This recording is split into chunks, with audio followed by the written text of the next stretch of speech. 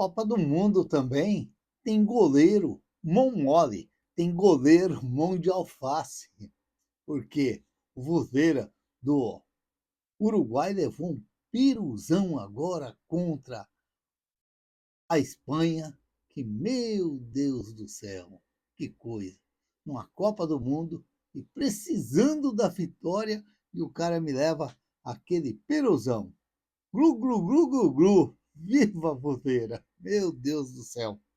Mas tá um jogo até interessante. Estou fazendo aqui conteúdo no intervalo do jogo, não tem muita coisa também para ser falado. Do Santos, eu acredito que para a semana que vem vai ter mais assuntos ligados principalmente do futebol do Santos, porque fora das quatro linhas tem muitas notícias, notícias até que fica difícil você ficar todo dia falando sempre a mesma coisa, porque são problemas que às vezes poderia ser evitado, mas dificilmente, porque às vezes parece que as pessoas querem viver falando do jeito que fala, ou querem que as pessoas falam para poder ser lembrado eles. Só pode ser, porque, meu Deus do céu. Estava vendo agora há pouco o Mussetti falando, o Lucas Mussetti, o Lautaro Dias foi liberado pelo Santos, porque o Racing, que agora é time do técnico Vojvoda, pediu o Lautaro Dias no Racing da Argentina. Um jogador que veio para o Santos, muito contestado pelos torcedores.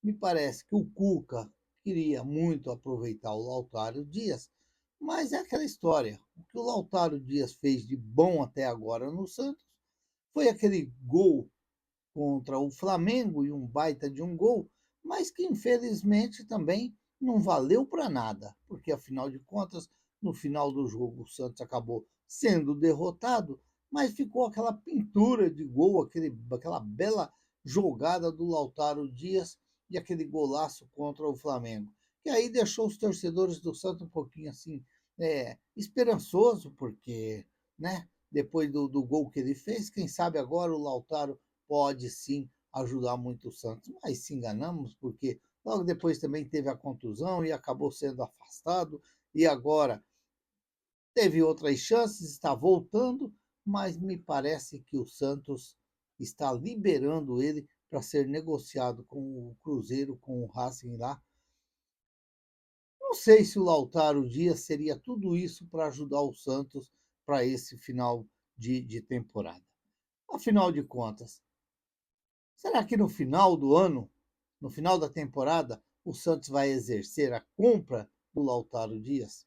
Aquela história, às vezes a gente vê muitos falando que nas categorias de base do Santos não tem jogadores. Não tem jogadores para ser aproveitado. Tem o Matheus Xavier, tem quem mais está lá? O João Alencar, que ainda está jogando muito pelo Sub-20. Mas, afinal de contas, a gente às vezes se engana, porque tem que ir dando chances para os meninos, tentando buscar jogadores da base, dando experiência para eles lá no time de cima, porque só assim você começa a descobrir quem tem condições, quem não tem condições de jogar no Santos Grandão. O Santos que tem lá o Davi Nogueira, o Santos que tem o Pradella, que saiu a conversa aí um ano atrás que o Borussia queria o Pradella, ia contratar o Pradella, e aí já começou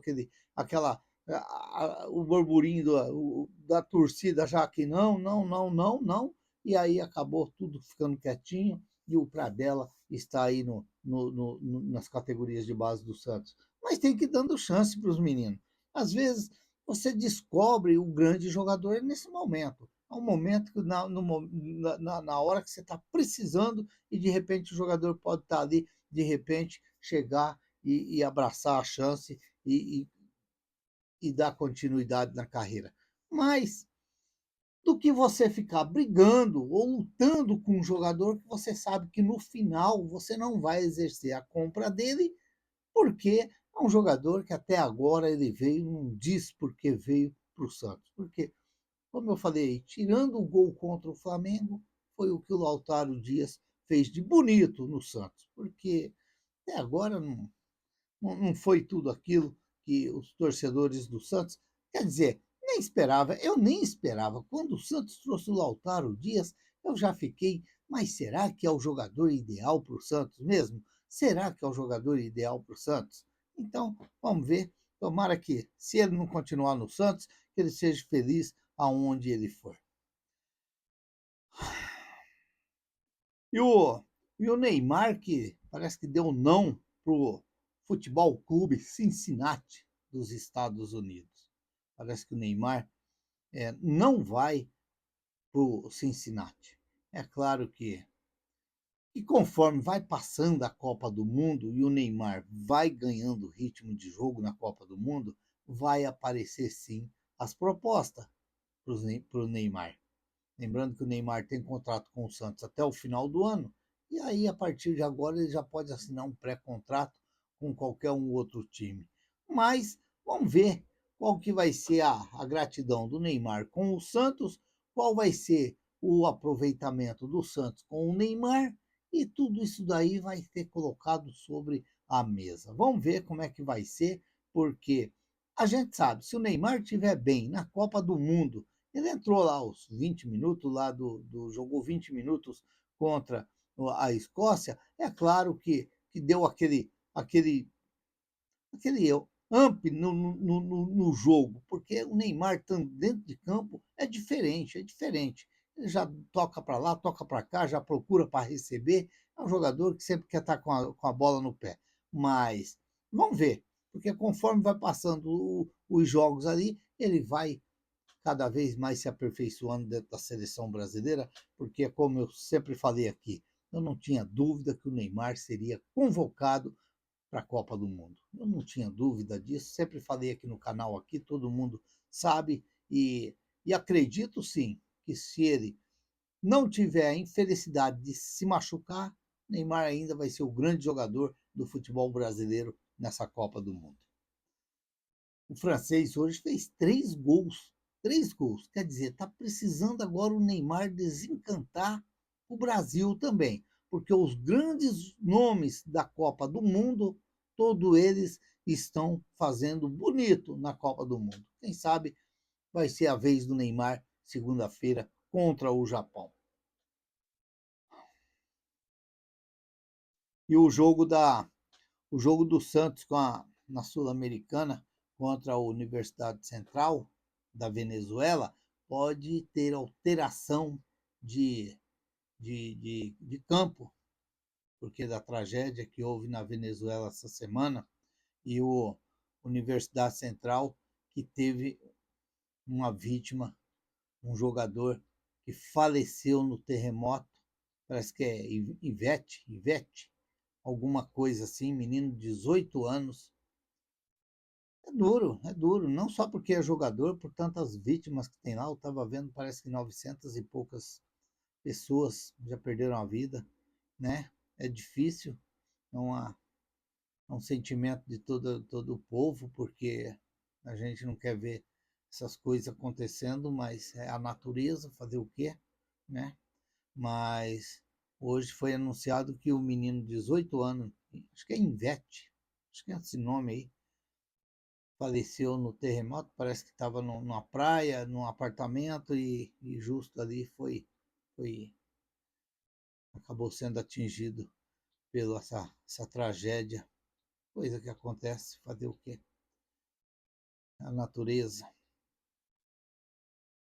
E o Serginho que desabafou hoje na Santos TV, o Serginho que deu uma entrevista para a Santos TV falando da Copa de 1982. E ele falou que tudo não foi tão beleza assim, não. Ele chegou até a falar que teve 3 vagabundos lá que pisou na bola.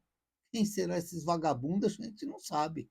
Mas palavra do Serginho na entrevista, estava vendo agora no GE, e, e ele fala que a Copa dele era de 78, não a Copa de 82.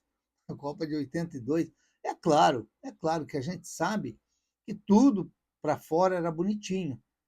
Como ele disse, a imprensa carioca não conversava com os jogadores paulistas, a imprensa carioca não queria nem saber.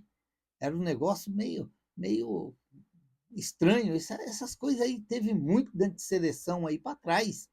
Teve muita aquela rincha de paulista com carioca e aquela coisa toda. Tinha isso daí. A gente sabe que tinha. Não era, às vezes não era divulgado ali na hora, porque quando vai fazer a matéria, tudo tá bonitinho, tudo tem que ser tudo caprichadinho, tudo no seu devido lugar, mas a gente sabe que o negócio era meio pancadão também, era meio pancadão. Às vezes o Brasil jogava muito bonitinho, e às vezes faltava um Márcio Rossini na zaga do Brasil, faltava um Dema no meio-campo, que na hora que precisasse dar aquela encostadinha, dava aquela encostada.